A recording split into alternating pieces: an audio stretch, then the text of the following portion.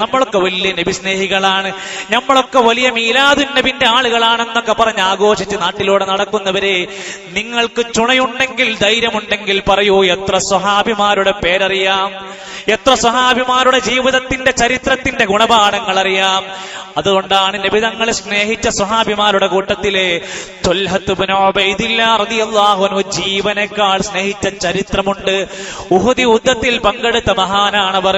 ശത്രുക്കൾ നിരന്തരമായി മുകളിൽ നിന്ന് അമ്പെയ്യാൻ തുടങ്ങുകയാണ്. അവർക്ക് വേണ്ടത് നബി തങ്ങളെയായിരുന്നു. പക്ഷേ തന്റെ സ്വന്തം ശരീരം കൊണ്ട് നബി തങ്ങളുടെ മേലേക്ക് തറക്കാനിരിക്കുന്ന ഓരോ അമ്പുകളും നെഞ്ചേറ്റു വേടിച്ചവരായിരുന്നു ത്വൽഹത്ത് ഇബ്നു ഉബൈദില്ലാഹ് റളിയല്ലാഹു അൻഹു.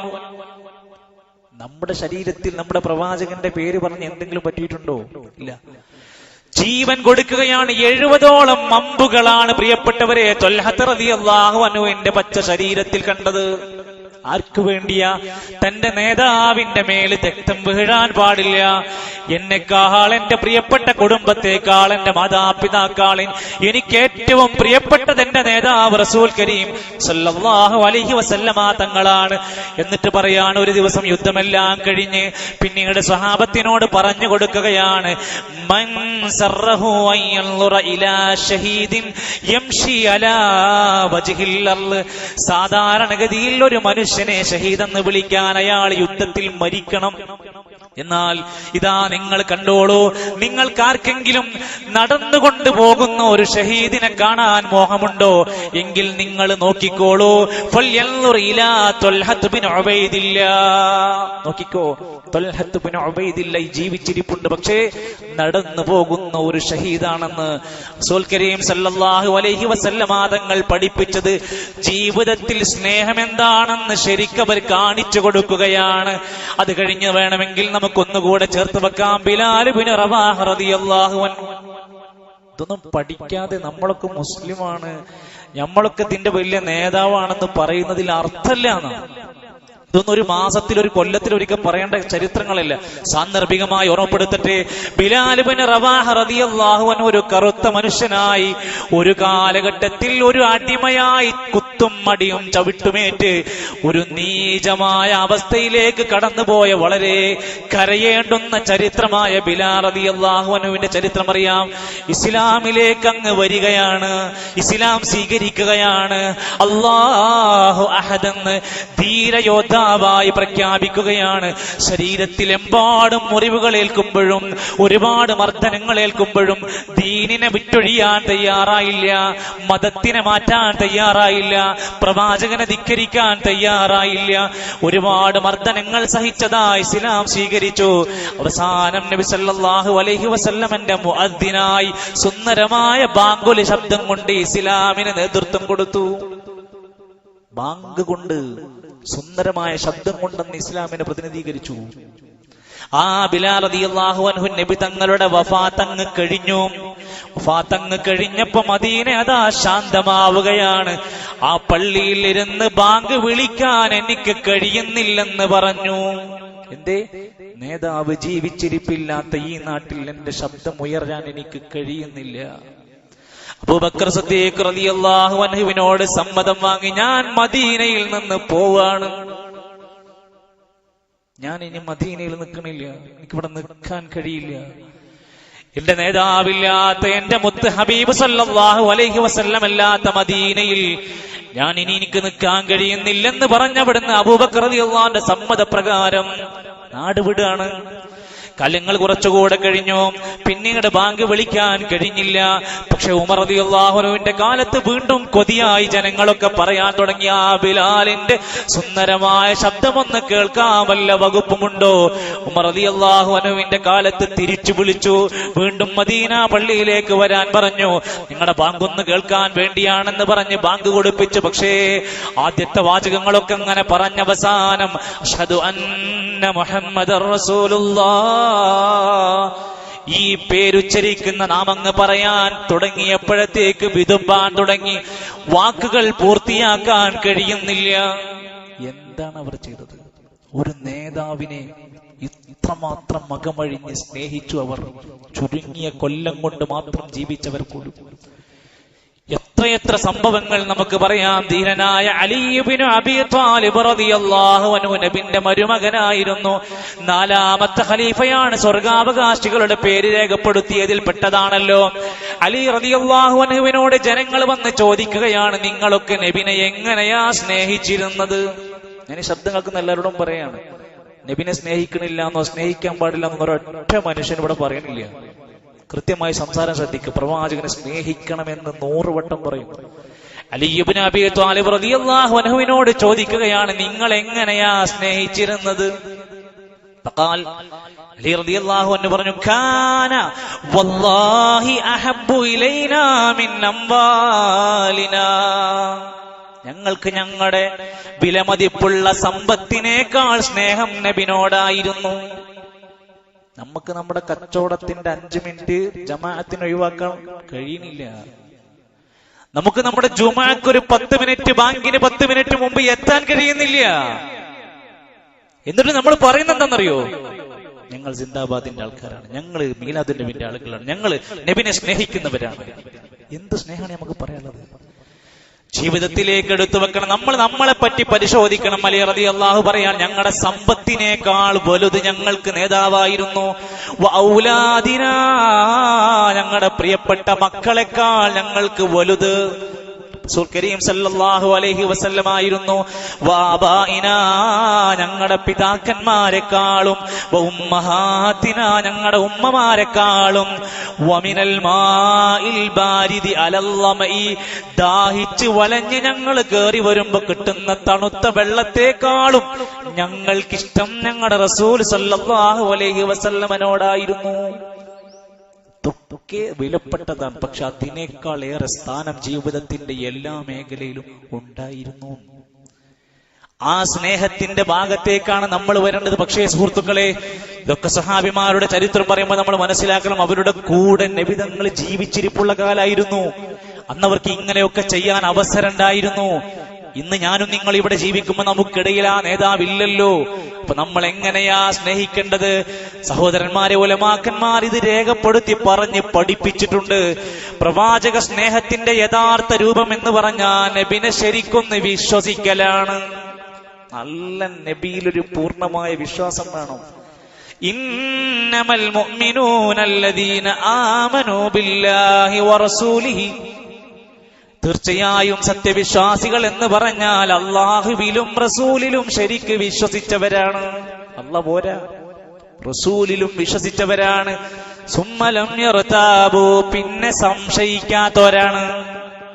ആരെങ്കിലും എന്തെങ്കിലും നിരീശ്വര നിർമ്മതവാദികൾ കൊണ്ടുവന്ന് തരുന്ന കള്ള ഹദീസുകൾ കേട്ടിട്ട് പിന്നെ ആകെ കൂടി സംശയം നടിച്ച് ദീനൊഴിവാക്കുന്നവരെല്ലാം സുമ്മലം യർതാബു, നന്നായി പഠിച്ച് വിശ്വസിച്ചിട്ട് പിന്നെ സംശയിക്കാത്തവരാണ്. വജാഹദൂ ബിഅംവാലിഹിം വഅൻഫുസിഹിം ഫീ സബീലില്ലാ, പിന്നീട് അല്ലാഹുവിന്റെ മാർഗത്തിൽ ശരീരം കൊണ്ട് സമ്പത്ത് കൊണ്ട് ജിഹാദ് നടത്തുന്നവരാണ്. ഉലൈക ഹുമുസ് സാദിഖൂൻ, അവരാണ് സത്യസന്ധന്മാർ. അതുകൊണ്ട് ആ പ്രവാചകരുമായി ബന്ധപ്പെട്ട എല്ലാ കാര്യങ്ങളും, പ്രവാചകനാണെന്നത്, നബിതങ്ങൾക്കുള്ള മുഅ്ജിസത്ത്, നബിതങ്ങളുടെ സംസാരങ്ങൾ, നബിതങ്ങളുടെ ജീവചരിത്രങ്ങൾ, അതിനെ ഉൾക്കൊള്ളാൻ അംഗീകരിക്കാൻ സാധ്യമാകണം. നബി സല്ലല്ലാഹു അലൈഹി വസല്ലമന്റെ മുഅ്ജിസത്താണ് ഇസ്റാ മിഅ്റാജ് സംഭവം നടന്നു. പലർക്കും അത് വിശ്വസിക്കാൻ കഴിയുന്നില്ല. ചന്ദ്രൻ പിളർന്ന സംഭവം കാണിച്ചു കൊടുത്തു, പലർക്കും വിശ്വസിക്കാൻ കഴിയുന്നില്ല. ഒട്ടകം നബിയോട് സംസാരിച്ചു, മരം നബിയോട് സംസാരിച്ചു, ഈന്തപ്പന നബിക്ക് തണലിട്ട് കൊടുത്ത സംഭവങ്ങളുണ്ട്. അപ്പൊ ആളുകൾ ചോദിക്കുക, മരം സംസാരിക്കേ, ഒട്ടകം സംസാരിക്കേ? അതൊന്നും എനിക്ക് ഉൾക്കൊള്ളാൻ കഴിയില്ല. എന്റെ ബുദ്ധി കൊണ്ട് എനിക്ക് അംഗീകരിക്കാൻ പറ്റൂല. ഇവനൊന്നും പ്രവാചക വിശ്വാസത്തിന്റെ പൂർണ്ണതയ്ക്ക് എത്തിയിട്ടില്ല. നിന്റെ ഇത്ര പോന്ന ബുദ്ധി കൊണ്ടൊന്നും അല്ലടോ പ്രവാചകന്റെ ചരിത്രം നീ വിശ്വസിക്കേണ്ടത്. വഹീന്റെ അടിസ്ഥാനത്തിലാണ് നബിതങ്ങൾ സംസാരിക്കുന്നത്. അത് ഉൾക്കൊള്ളാൻ വിശ്വസിക്കാനുള്ള കരുത്തുണ്ടാവണം. അവനെയാണ് മുഅ്മിനെന്ന് വിളിക്കുന്നത്. തനിക്ക് ഇഷ്ടമുള്ളത് വിശ്വസിക്കുന്നവനല്ല. നബി സല്ലല്ലാഹു അലൈഹി വസല്ലം തങ്ങൾ ജീവിതത്തിൽ ഒരിക്കൽ പോലും ഒരു കളവ് പറഞ്ഞിട്ടില്ല, പറഞ്ഞ് ഒരു സന്ദർഭവുമില്ല. അതുകൊണ്ട് ആ പ്രവാചകന്റെ സംസാരം പൂർണ്ണമായി സത്യമാണ്. അതുകൊണ്ട് വിശ്വസിക്കുന്ന സത്യവിശ്വാസികളെ നമ്മൾ എങ്ങനെയാ സ്നേഹിക്കേണ്ടത്? നബിനെ വിശ്വസിക്കണം. നബി തങ്ങളുടെ വിശ്വാസത്തിന്റെ ഭാഗമാണ് ത്വാഅതുഹു ഫീമാ അമർ, നബി എന്തൊരു കാര്യം കൽപ്പിച്ചിട്ടുണ്ടോ അത് അനുസരിക്കണം. ഇതൊന്നുമില്ലാതെ സ്നേഹം ഉണ്ടാവില്ല. നബി തങ്ങൾ പറഞ്ഞ ഒരു കൽപ്പനയും അനുസരിക്കാതെ നടക്കുന്ന മനുഷ്യർക്ക് എങ്ങനെയാ സ്നേഹം ഉണ്ടെന്ന് പറയാൻ കഴിയുക? പ്രവാചകർ പഠിപ്പിച്ച കാര്യങ്ങളെ അനുസരിക്കാൻ സാധിക്കണം. തസ്ദീഖുഹു ഫീമാ ഖബർ, പ്രവാചകർ പറഞ്ഞ കാര്യങ്ങൾ സത്യമാണെന്ന് അംഗീകരിക്കണം. വജ്തിനാബു മാ നഹാ അൻഹു, നബി തങ്ങൾ എന്തൊക്കെ വിരോധിച്ചോ അതൊക്കെ ഒഴിവാക്കണം. പലിശ ഒഴിവാക്കിയവനാണ് പ്രവാചക സ്നേഹി. മദ്യപാനം ഒഴിവാക്കിയവനാണ് പ്രവാചക സ്നേഹി. ജീവിതത്തിന്റെ വിവിധ ഘട്ടങ്ങളിൽ സംഭവിക്കുന്ന തെറ്റുകളെ ഓർത്തുകൊണ്ട് നീ ഏതെങ്കിലും ഹറാമിൽ നിന്ന് മാറി നിന്നാൽ അള്ളാഹു നിനക്ക് അതിനേക്കാൾ ഹൈറായത് നൽകുമെന്നാണ് നബി സല്ലല്ലാഹു അലൈഹി വസല്ലം പഠിപ്പിച്ചത്. അതുകൊണ്ട് മുഴുവൻ സകല തിന്മകളോടും പ്രവാചക സ്നേഹികൾ വിട പറയുമ്പോഴാണ് മുഅ്മിനാകുന്നത്. വസജറ അല്ലാ യഅബുദല്ലാഹ ഇല്ലാ ബിമാ ശറഅ, നബി പഠിപ്പിച്ചതായ മാർഗത്തിലാണ് ശർആയി മതമായി അള്ളാഹനെ ആരാധിക്കേണ്ടത്. പ്രവാചകർ പഠിപ്പിച്ച പോലെ ദീനിന്റെ ആരാധനകളിലേക്ക് കടന്നു വരണം. എന്നിട്ട് ആ പ്രവാചകരെ പിൻപറ്റാൻ നമുക്ക് സാധ്യമാകണം. നല്ല വിശ്വാസം വേണം, നല്ല ഇത്തിബാ വേണം. ഈ വാക്ക് നമ്മൾ പഠിച്ചു വെച്ചാൽ മതി. ഇത്തിബാ വേണം. നബി സല്ലല്ലാഹു അലൈഹി വസല്ലമനെ ജീവിതത്തിൽ പകർത്തണം, പിൻപറ്റണം. അവനാണ് വിശ്വാസം, അവരാണ് യഥാർത്ഥ സ്നേഹത്തിന്റെ ആളുകൾ. അള്ളാഹുവിന്റെ ഖുർആനിന്റെ അഅറാഫ് സൂറത്ത് പറയാ, ഫസഅക്തുബുഹാ ലില്ലദീന യത്തഖൂൻ,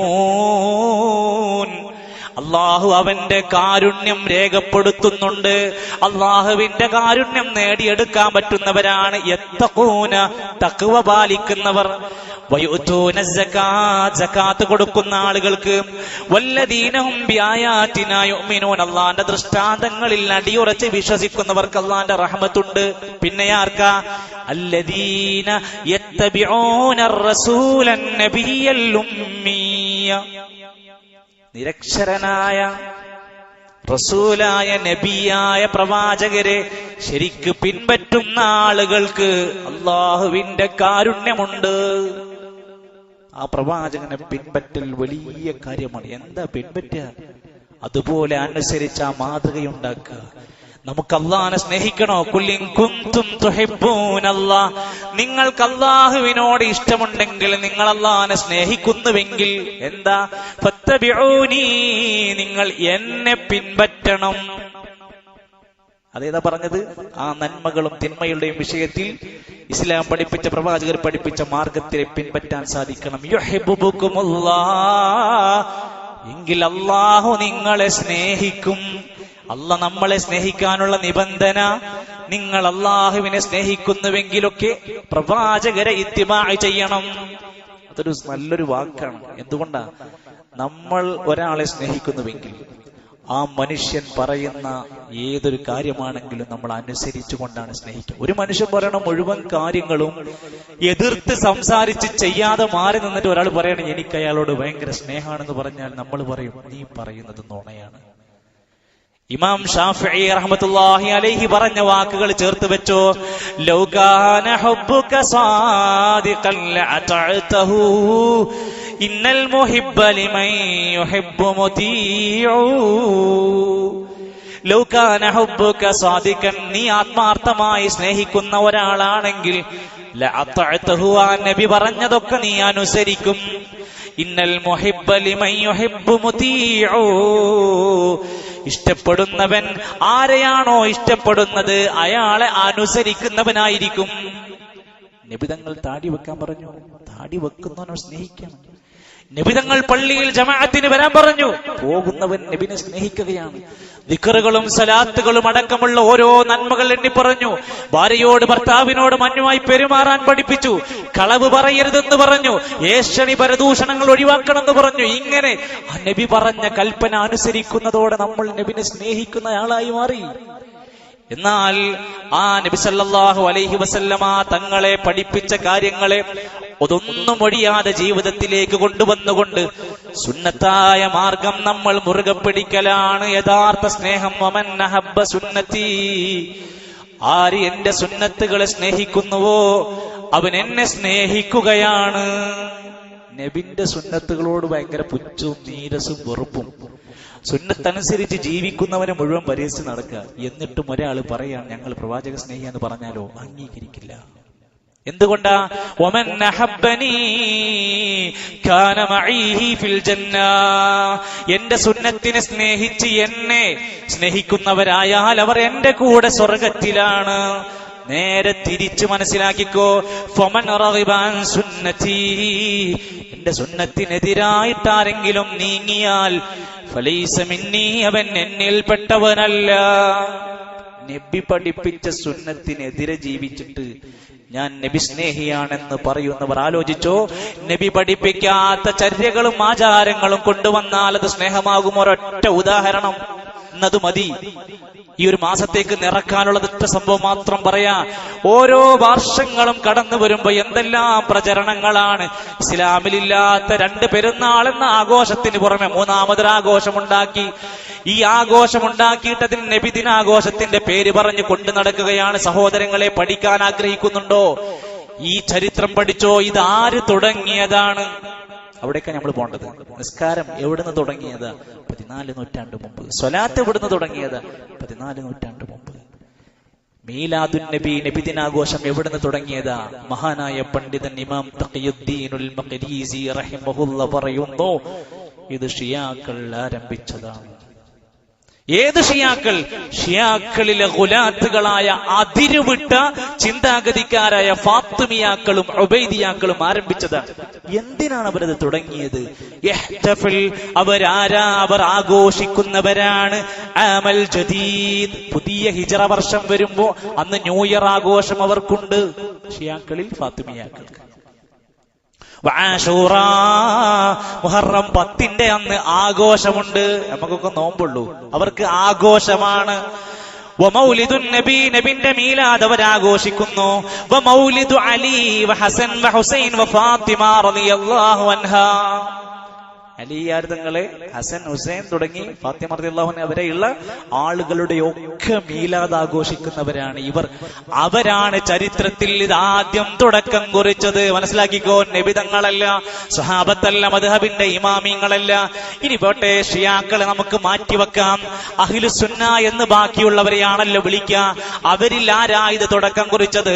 ഹിജ്റ 630 കാലഘട്ടങ്ങളിൽ ഭരണം നടത്തിയ മലിക്കുൽ മുദഫർ എന്ന ഒരു രാജാവ് ഉണ്ടാക്കിയതാണ്.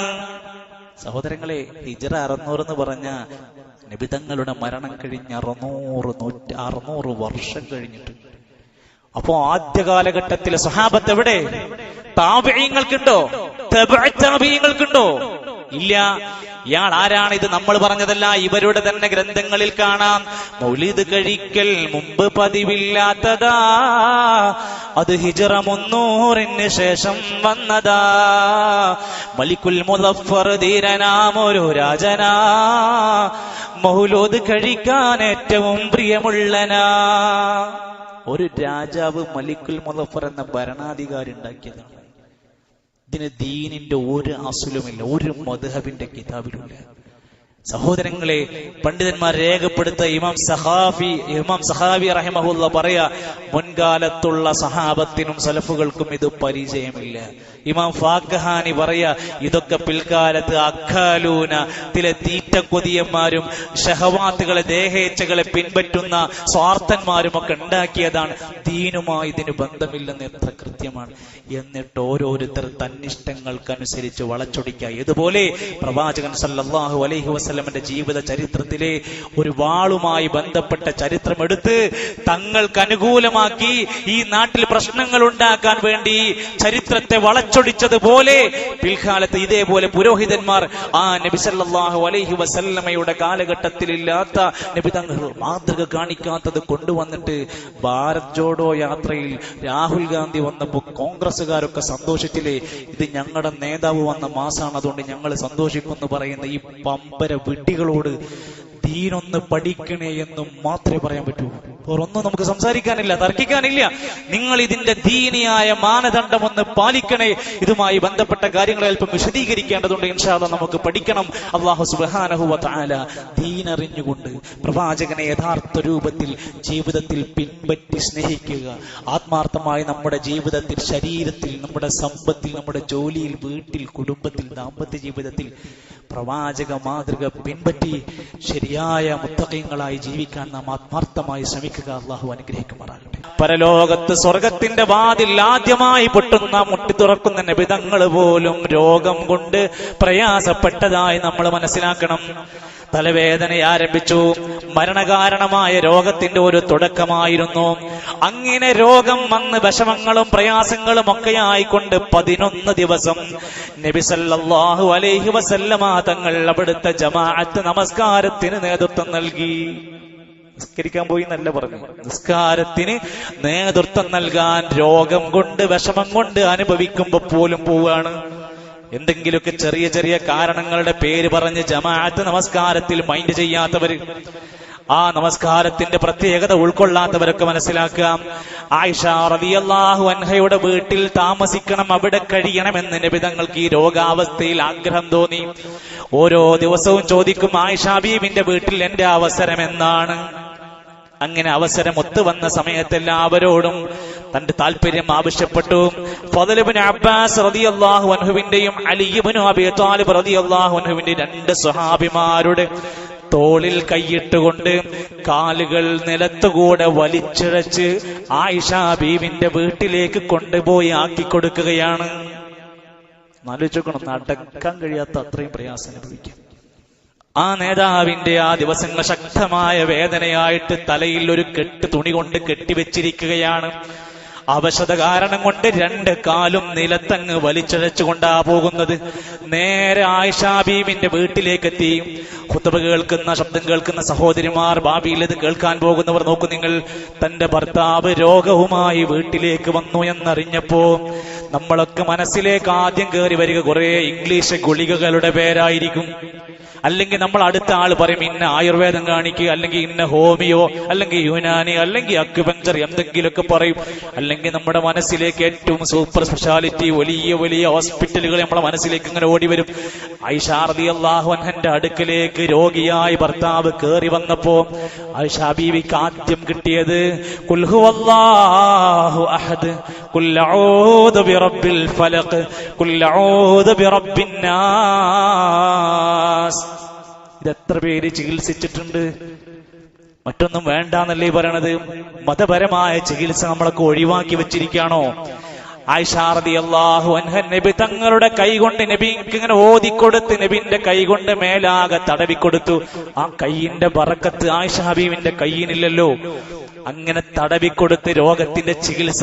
അവിടെ ഭർത്താവിനെ ചീത്ത പറയല്ല, അത് നിങ്ങൾ കാരണം കൊണ്ടാണ്, നിങ്ങൾ നടക്കാത്തതുകൊണ്ടാണ്, നിങ്ങൾ മഴ കൊണ്ടതുകൊണ്ടാണ്, നിങ്ങൾ ശ്രദ്ധിക്കാത്തതുകൊണ്ടാണെന്നൊന്നും പരാതി പറയാതെ കൃത്യമായ നല്ല രൂപത്തിലുള്ള ചികിത്സ ആരംഭിക്കുകയാണ്. നബി സല്ലല്ലാഹു അലൈഹി വസല്ലമ മരിക്കുന്നതിന്റെ 5 ദിവസങ്ങൾക്ക് മുമ്പ് ഒരു പ്രത്യേക സംഭവം രേഖപ്പെടുത്തി ഹദീസിൽ കാണാൻ സാധിക്കുകയാണ്. ശക്തമായ തലവേദന. ആലോചിക്കല്ലോ, ഇവിടെ മൈഗ്രെയിനൊക്കെ ഉള്ള ആളുകളൊക്കെ ഉണ്ടാവും. നമുക്ക് അതിന്റെ വേദന വന്ന് പൊറുതിമുട്ടുന്ന ആൾക്കാരുണ്ടാവും. ഒന്ന് എവിടെങ്കിലും ഒന്ന് കിടന്നാ മതി എന്ന് തോന്നിപ്പോവും. ഒരു വെയിലടിക്കുമ്പോഴത്തേക്ക് അല്ലെങ്കിൽ ഒരു കാറ്റടിക്കുമ്പോഴത്തേക്ക് തലവേദനിക്കുന്ന എത്ര ആളുകൾ ഉണ്ടാകും. ഈ ശക്തമായ തലവേദന വന്നപ്പോ നബി തങ്ങൾ പറഞ്ഞു, ഒന്ന് തലയിലൂടെ വെള്ളം ഒഴിച്ചു തരൂ, ഒരു ആശ്വാസം കിട്ടാൻ തണുത്ത വെള്ളം ഒഴിച്ചു തരൂ. അവര് സഹാബത്ത് സഹായം ചെയ്തു കൊടുത്തു, വെള്ളം ഒഴിച്ചു കൊടുത്തു. ചെറിയ ഒരു ആശ്വാസം കിട്ടിയപ്പോ പതുക്കെ പള്ളിയിലേക്ക് പോവുകയാണ്. പള്ളി ഒഴിവാക്കാൻ കഴിയില്ല. നേരെ പള്ളിയിലേക്ക് പോയി. ആ മദീനയിലെ പ്രസിദ്ധമായ റൗദയുടെ അടുത്തുള്ള മിമ്പറുണ്ടല്ലോ, മിമ്പറിൽ അങ്ങ് കയറി ഇരുന്നിട്ട് പറഞ്ഞു, ഇന്ന അബ്ദൻ ഖയ്യറഹുല്ലാഹ് ബൈന യുതിയഹു മിൻ സഹറത്തിദ് ദുനിയാ മാഷാ. ഒരടിമക്ക് അല്ലാഹു ദുനിയാവിന്റെ സൗകര്യങ്ങൾ, അലങ്കാരങ്ങൾ തെരഞ്ഞെടുക്കാൻ സ്വാതന്ത്ര്യം കൊടുത്തു. വബൈനമാ ഇൻദഹു, അല്ലാഹുവിന്റെ അടുത്ത് ഒരുക്കി വെച്ചതും തെരഞ്ഞെടുക്കാൻ സ്വാതന്ത്ര്യം കൊടുത്തു. ഫഖ്താറ മാ ഇൻദഹു, ആ അടിമ അല്ലാഹുവിന്റെ അടുത്തുള്ള സൗകര്യങ്ങൾ ഏറ്റെടുക്കാൻ തീരുമാനിച്ചു. സ്വഹാബിമാർക്കൊന്നും മനസ്സിലായില്ല, ആരെ പറ്റിയാ പറയുന്നത്, എന്താ ഈ പറയുന്നത്? ഒരാൾക്ക് മനസ്സിലായി. ആ മനസ്സിലായത് ആർക്കാന്നറിയോ? തന്റെ കൂടെ ഒരുപാട് സമയം ചെലവഴിച്ച പ്രിയപ്പെട്ട സുഹൃത്ത് അബൂബക്കർ സിദ്ദീഖ് റളിയല്ലാഹു അൻഹുവിന് മനസ്സിലായി ഇത് നബിനെ പറ്റിയാണ്, ഇത് നബി തങ്ങളുടെ മരണത്തെക്കുറിച്ചാണെന്ന് മനസ്സിലാക്കി. സുഹൃത്താണെങ്കിൽ ഒരു ചെറിയ സൂചന മതിയാകും, പറയേണ്ടതില്ല. പെട്ടെന്ന് മനസ്സിലാക്കി. ഫബക്കാ അബൂബക്കർ. സുഹൃത്തുക്കളെ, മരിച്ചിട്ടില്ല, മരിക്കാൻ പോകുന്നെന്ന സൂചന കേട്ടപ്പോഴത്തേക്ക് ഫബക്കാ അബൂബക്കർ സിദ്ദീഖ് റളിയല്ലാഹു അൻഹു ആ ഹദീസ് അങ്ങ് കേട്ടപ്പോ കരയാൻ തുടങ്ങി. വഖാല ഫിദൈനാക ബിആബായിനാ വഉമ്മഹാതിനാ ഫഅജിബ്നാ ലഹു. അബൂബക്കർ സിദ്ദീഖ് റളിയല്ലാഹു വികാരനിർഭരനായി സംസാരിച്ചു. ഇത് നബിനെ പറ്റിയാണ് പറയുന്നത്. നബി അള്ളാന്റെ അടുത്തുള്ള പരലോകത്തിന് ഒരുങ്ങാൻ തീരുമാനിക്കുകയാണെന്നുള്ള മനസ്സിലാക്കി. ഇത് കേട്ടപ്പോ നബി സല്ലല്ലാഹു അലൈഹി വസല്ലമ തങ്ങൾ തന്റെ പ്രിയപ്പെട്ട സുഹൃത്ത് അബൂബക്കർ സിദ്ദീഖ് റളിയല്ലാഹു അൻഹുവിനെ പറ്റി പറയുകയാണ്. ഈ നാട്ടിൽ ഒരുപാട് സഹാബിമാരുണ്ട്, ഞാൻ ഒരുപാട് മനുഷ്യരുടെ കൂടെ ജീവിച്ചിട്ടുണ്ട്. പക്ഷേ ഇന്ന മിന്ന മന്നിന്നാസി അലയ്യ ഫീ സുഹ്ബതിഹി വമാലിഹി അബൂബക്കർ. എനിക്കെന്റെ ജീവിതത്തിൽ ഏറ്റവും വിശ്വസ്തതയുള്ള, എനിക്ക് ഏറ്റവും ഇഷ്ടപ്പെട്ടത് അബൂബക്കറിനെയാണ്. അവരുടെ കൂടെയുള്ള സമ്പത്തിലാണ്, അവരുടെ കൂടെയുള്ള ജീവിതമാണ്. ഈ ലോകത്തൊരു മനുഷ്യന് എന്റെ ജീവിതത്തിൽ ഖലീലാകാൻ എനിക്ക് കിട്ടിയിരുന്നെങ്കിൽ ഞാൻ എന്റെ ഉമ്മത്തിൽ അബൂബക്കറിനെ ഖലീലാക്കുമായിരുന്നു. എന്തേ?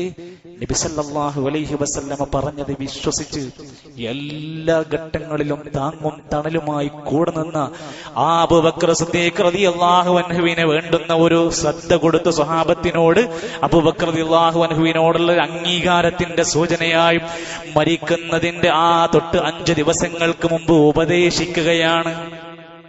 ഇതൊന്നും നമുക്ക് കിട്ടാനുള്ള അവസരം ഉണ്ടാവണമെന്നില്ല സുഹൃത്തുക്കളെ.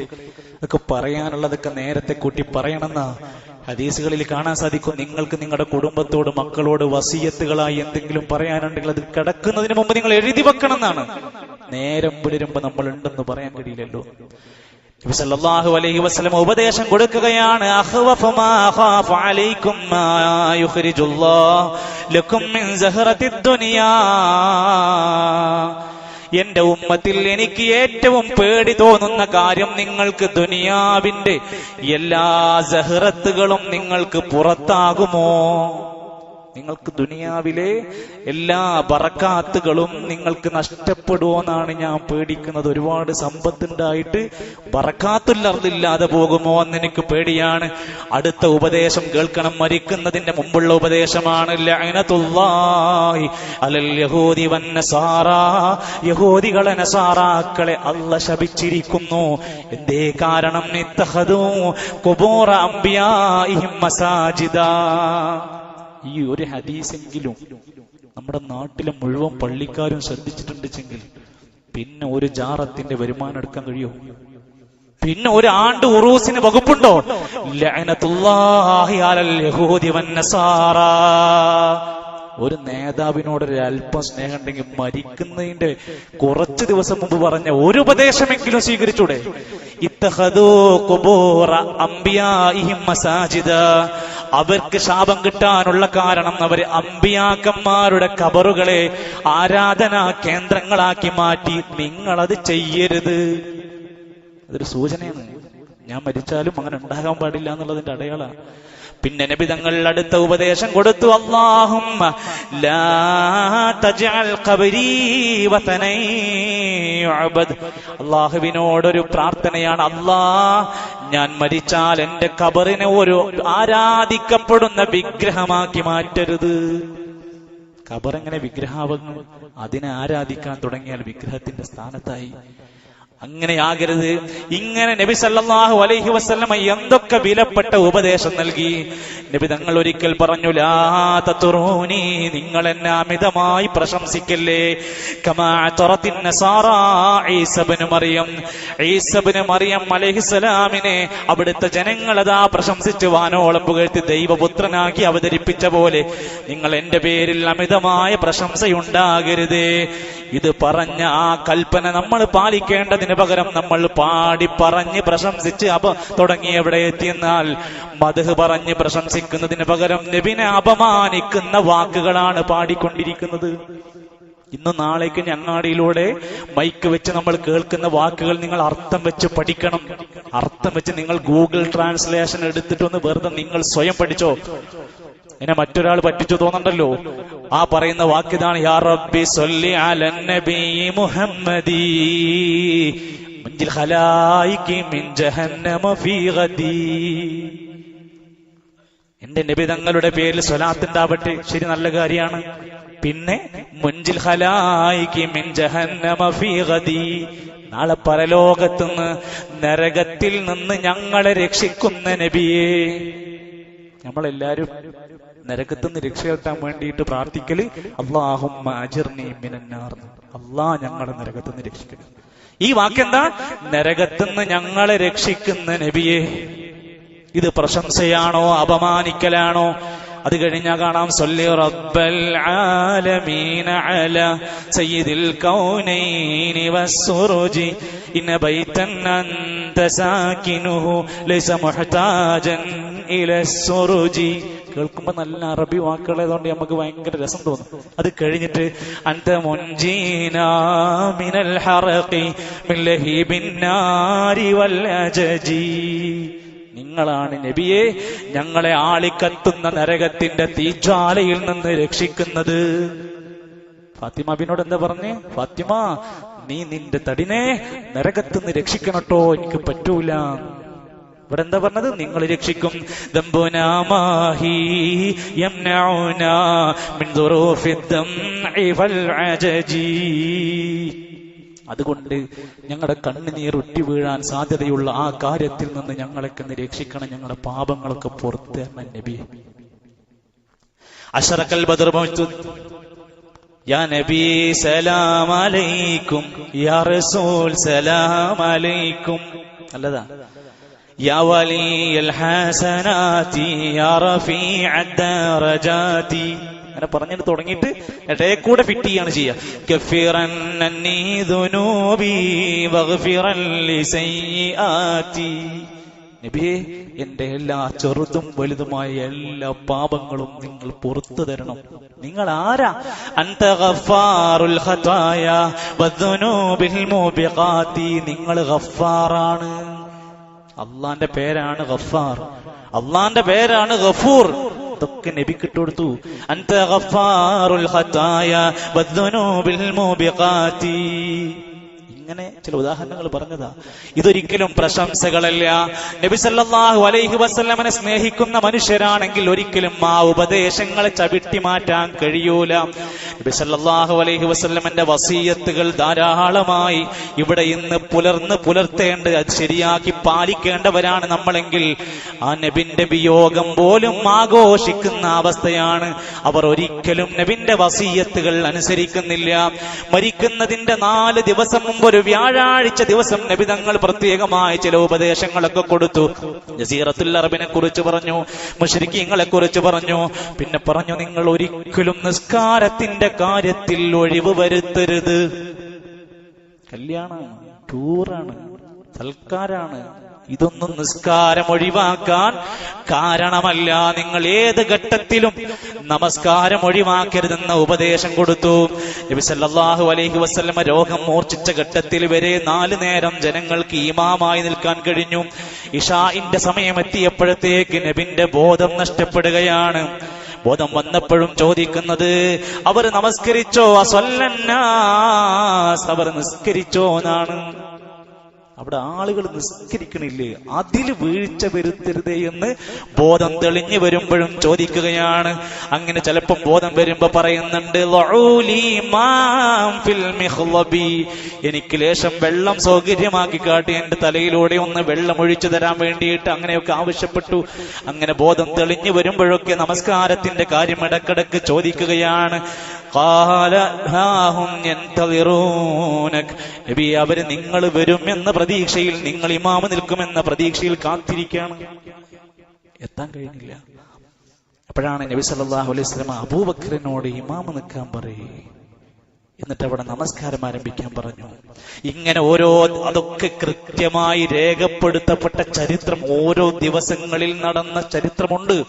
ചുരുക്കി പറയാം, ഇത്ര വ്യക്തമായി പ്രവാചകന്റെ മരണം പറഞ്ഞിട്ടും ഇത്ര വ്യക്തമായ ഒരു സൂചന പോലുമില്ലാത്ത ജനനത്തെപ്പറ്റി മാത്രമാണ് അവര് സംസാരിക്കുന്നത്. ജനങ്ങൾ ഈ മരണം നടന്നതിന്റെ തലേ ദിവസം ഒരു ഞായറാഴ്ച നബി തങ്ങളുടെ ചരിത്രത്തിലെ അമൂല്യമായ ചില സംഭവങ്ങൾ പറയാ. ഒരാള് മരണത്തിന്റെ സൂചനകൾ വരുമ്പോ എത്രമാത്രം ഒരുങ്ങണമെന്നതിന്റെ അടയാളം, തന്റെ കീഴിലുണ്ടായിരുന്ന അടിമകളെ മുഴുവൻ അന്ന് മോചിപ്പിച്ചു. തന്റെ കീഴിലുള്ള അടിമകളെ മുഴുവൻ അന്ന് മുതൽ സ്വതന്ത്രമാക്കിപ്പെട്ടു. പിന്നെ കയ്യിലാകെയുണ്ടായിരുന്നത് 7 ദീനാറായിരുന്നു. 7 ദീനാറ് ദാനം ചെയ്തു.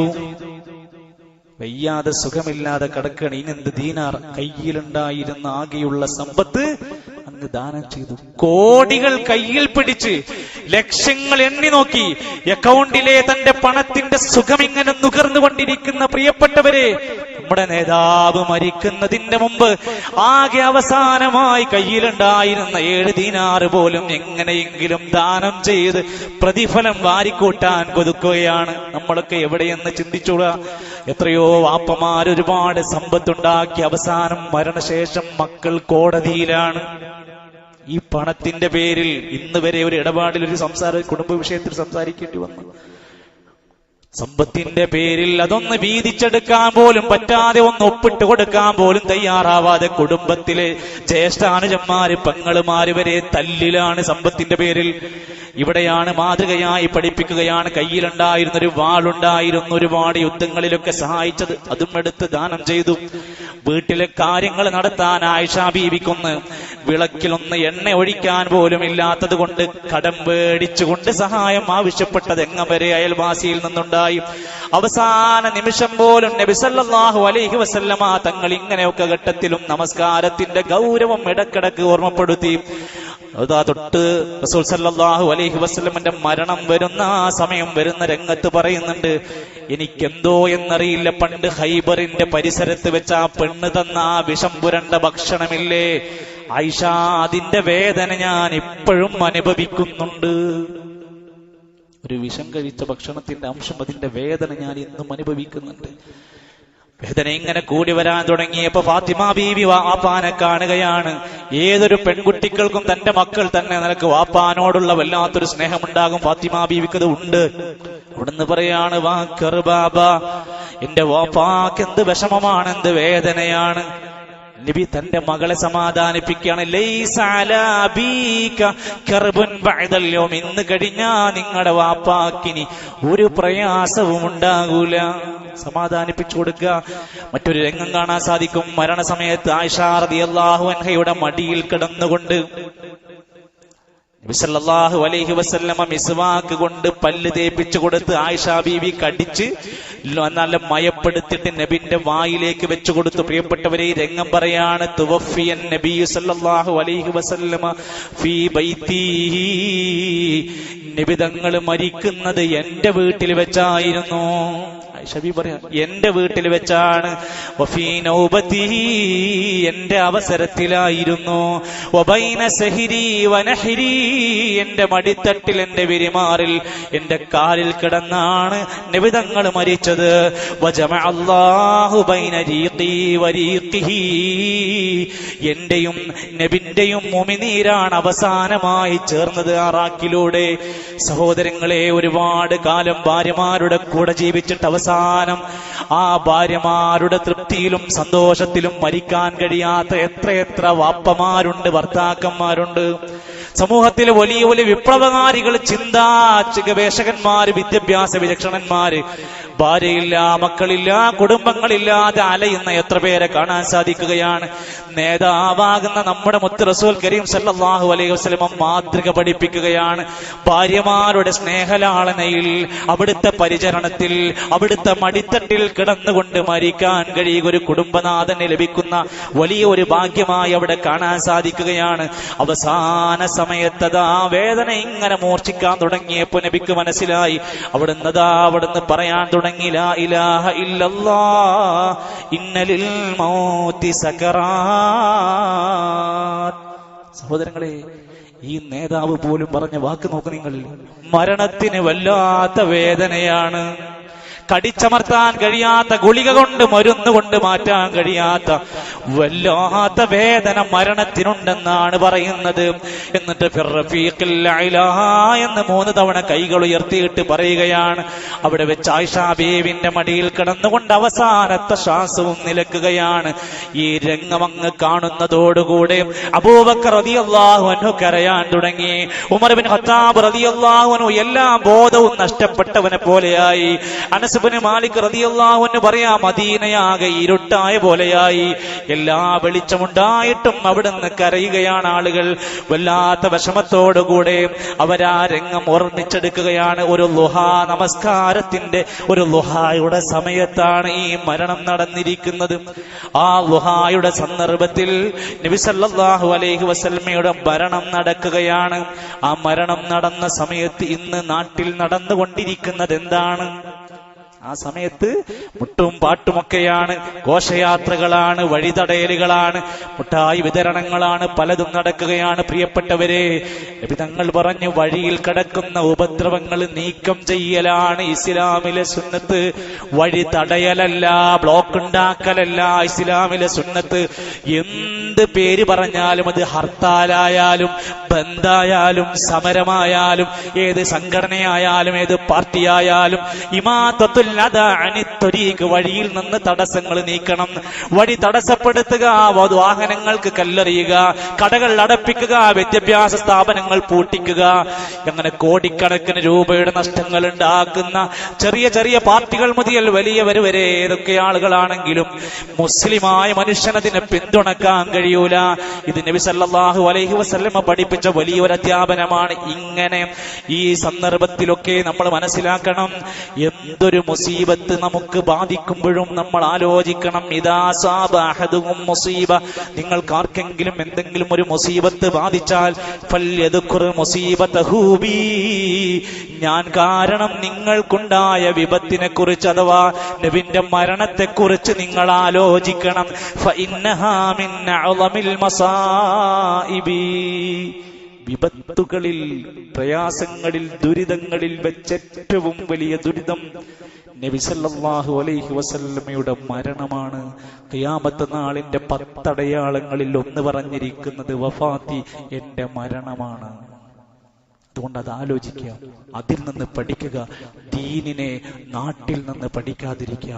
മൊറോക്കോയിലുണ്ട്, ജോർദാനിലുണ്ട്, ഫലസ്തീനിലുണ്ട്, അവിടെയുണ്ട്, ഇവിടെയുണ്ടെന്ന് പറയുമ്പോൾ ചിന്തിക്കുക, അള്ളാഹുവിന്റെ ഖുർആനിലും നബി സല്ലല്ലാഹു അലൈഹി വസല്ലമയുടെ ഹദീസിലും ഇത്തരത്തിൽ ഈ ദീനിനെതിരായ ആഘോഷങ്ങൾ നടക്കുമ്പോൾ ചിലരെങ്കിലും ചോദിക്കുന്നുണ്ട്, നിങ്ങൾ എന്തിനാ ഇതൊക്കെ പറയുന്നത്? സഹോദരങ്ങളെ, തെറ്റ് കണ്ടാൽ നമ്മൾ എന്താ ചെയ്യേണ്ടത്? മിണ്ടാതിരിക്കേ. മൻ റആ മിൻകും മുൻകറൻ ഫൽയുഗയ്യിർ ബിയദിഹി, കൈ കൊണ്ട് തടുക്കണം. ഓ ബിലിസാനിഹി, അല്ലെങ്കിൽ നാവ് കൊണ്ടെങ്കിലും അതിനെ തടുക്കാൻ നോക്കണം. എന്നാൽ നമ്മൾ ചില സമയങ്ങൾ മിണ്ടാതിരിക്കണം. അതെവിടെയാ? മൻ കാന യുമിനു ബില്ലാഹി വൽ യൗമിൽ ആഖിർ, നിങ്ങൾക്ക് പരലോകത്തിലും അല്ലാഹുവിനെ വിശ്വാസമുണ്ടോ? ഫൽയഖുൽ ഖൈറ, നിങ്ങൾ നല്ലത് പറയണം. ഔലിയസ്മത്, അല്ലെങ്കിൽ മിണ്ടാതിരിക്കണം. നമ്മുടെ നാവുകൊണ്ട് മറ്റുള്ളവർക്ക് ഷർറ് പരത്തുക, മറ്റുള്ളവരെ ചീത്ത വിളിക്കുക, അങ്ങനത്തെ ഘട്ടം വരികയാണെങ്കിലോ മിണ്ടാതിരിക്കണം. എന്നാൽ തിന്മ കാണുമ്പോൾ എല്ലാവരും മിണ്ടാതിരിക്കല്ല വേണ്ടത്, പറയാനുള്ളത് നമ്മൾ പറയണം. അത് സ്നേഹത്തിന്റെയും സൗഹാർദ്ദത്തിന്റെയും നസീഹത്തിന്റെയും അവസരങ്ങൾ ഉപയോഗപ്പെടുത്തി മാന്യമായി നമ്മളത് ബോധ്യപ്പെടുത്തുക. എന്റെ സഹോദരങ്ങളെ, ആ റസൂൽ കരീം സല്ലല്ലാഹു അലൈഹി വസല്ലമയുടെ മരണത്തിന്റെ പാഠങ്ങളെ ശരിക്കും ഉൾക്കൊള്ളാൻ, അതിൽ നിന്ന് ഏറിയ ചിന്തയോടുകൂടെ ജീവിക്കാൻ അല്ലാഹു നമുക്ക് തൗഫീഖ് പ്രദാനം ചെയ്യുമാറാകട്ടെ.